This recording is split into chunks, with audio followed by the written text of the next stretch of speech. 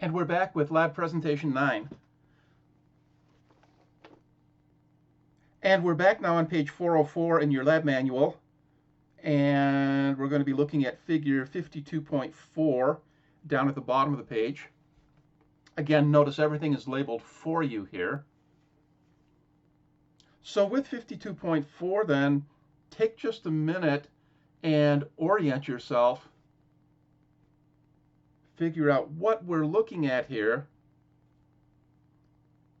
And if you compare 52.4 with 52.3 above, you can see that 52.4 is simply an enlargement of a portion of 52.3.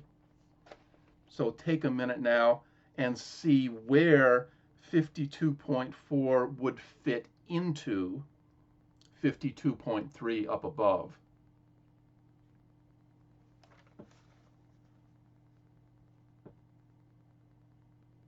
Let's start then with 52.4 by looking at the structure labeled the placenta.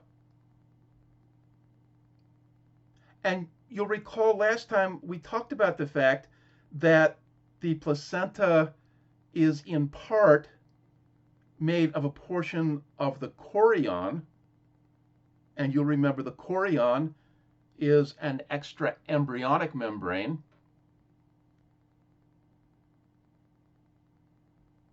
And then the placenta is also made in part by a portion of the endometrium, the inner lining, remember, of the uterus. And so where it says chorion, you might just want to jot down on the figure, this is the embryonic portion of the placenta. The chorion, again, the embryonic portion of the placenta.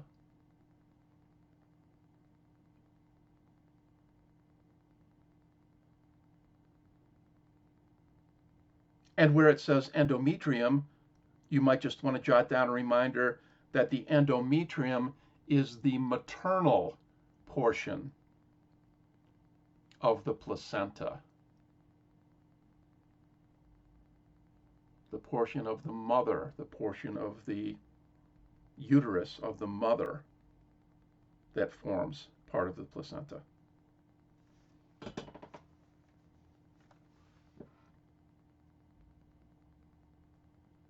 Let's go now to the lower left-hand corner of 52.4, and notice here again, now we're looking at these maternal blood vessels.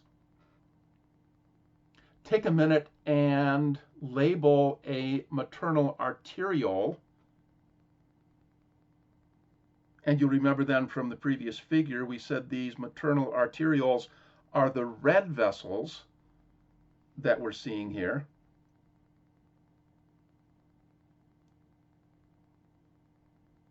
And then after labeling that red maternal blood vessel as a maternal arteriole, go ahead and label one of the blue maternal blood vessels as a maternal venule.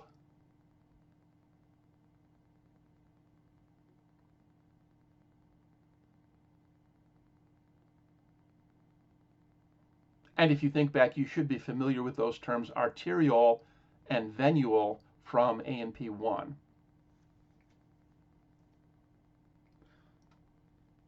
So let's stay down in the lower left-hand portion of the figure then.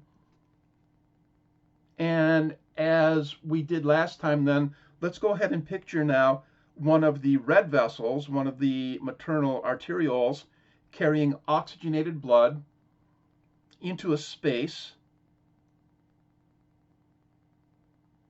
and specifically into a space surrounding a group of villi. So again, picture the maternal blood, the oxygenated maternal blood flowing into that space. Notice, by the way, here now labeled for you, each of those spaces is called a lacuna. So you're familiar with the term lacuna from other anatomical structures. And of course, lacuna generally implies a space.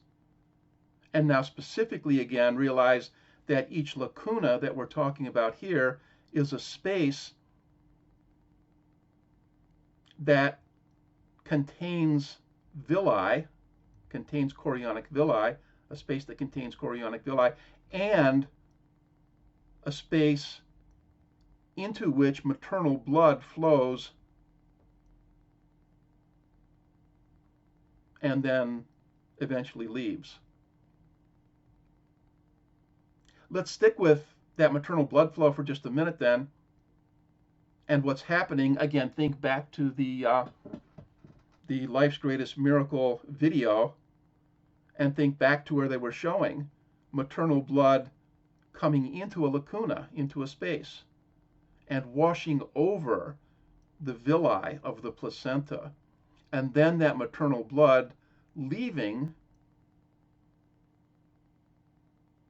through maternal venules. And so the mother's blood essentially now going back into the main portion of the mother's bloodstream.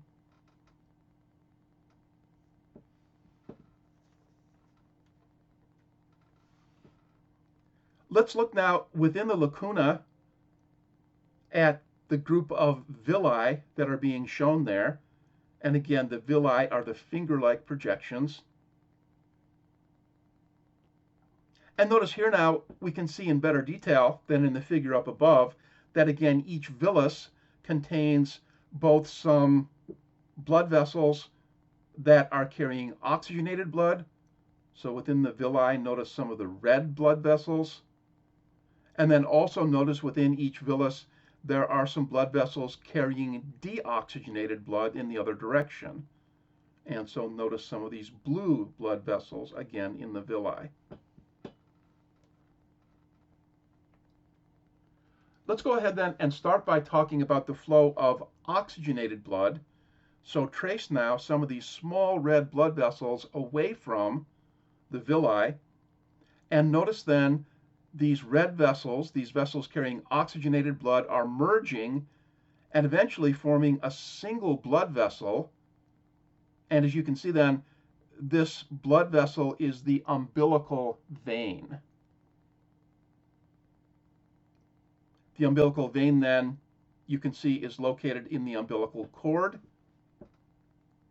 And the umbilical vein, and I would like you to know function here now, so the umbilical vein will carry blood rich in oxygen and rich in nutrients.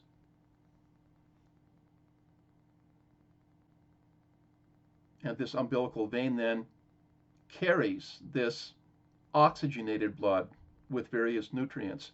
The umbilical vein carries this blood to up above what we're seeing on the figure, but carries this blood to the developing embryo.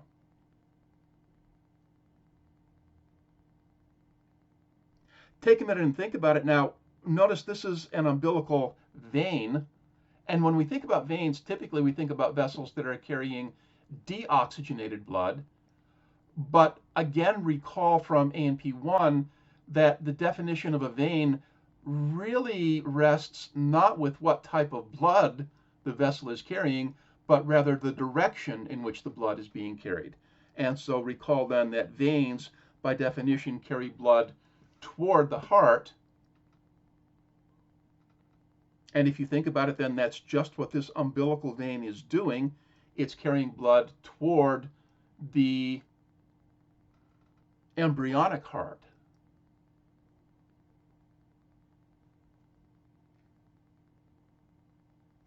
Let's now then trace blood coming away from the developing embryo, and that blood is going to be deoxygenated blood, and blood poor in nutrients, and blood rich in waste products.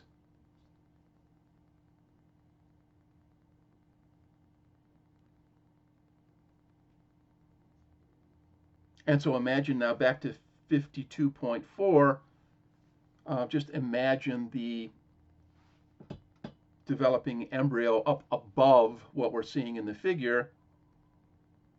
And again, imagine then small blood vessels leaving the embryo, carrying deoxygenated blood, and by definition then, that makes them arteries, because again, they're carrying blood away from the heart, away from the fetal heart.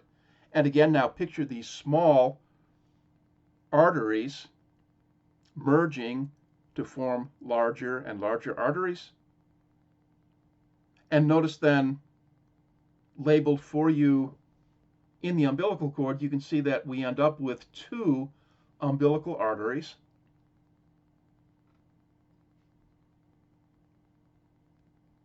Again, each carrying deoxygenated blood away from the embryo. And now if you follow one of those umbilical arteries, if you follow one of those blue blood vessels coming down toward the placenta, notice that branches of these umbilical arteries empty into the lacunae, empty into the spaces. And then finally, to complete blood flow, imagine now this deoxygenated blood leaving the lacunae, emptying into the maternal venules, the small veins, the small maternal blood vessels, which are veins. And as we talked about with the previous figure in the previous presentation, then remember that eventually these small maternal venules will merge to form larger and larger and larger veins. And of course, these are carrying blood, deoxygenated blood, back to the mother's heart.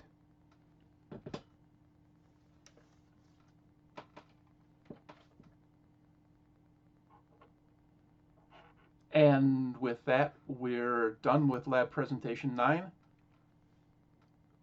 And this will be the last lab presentation.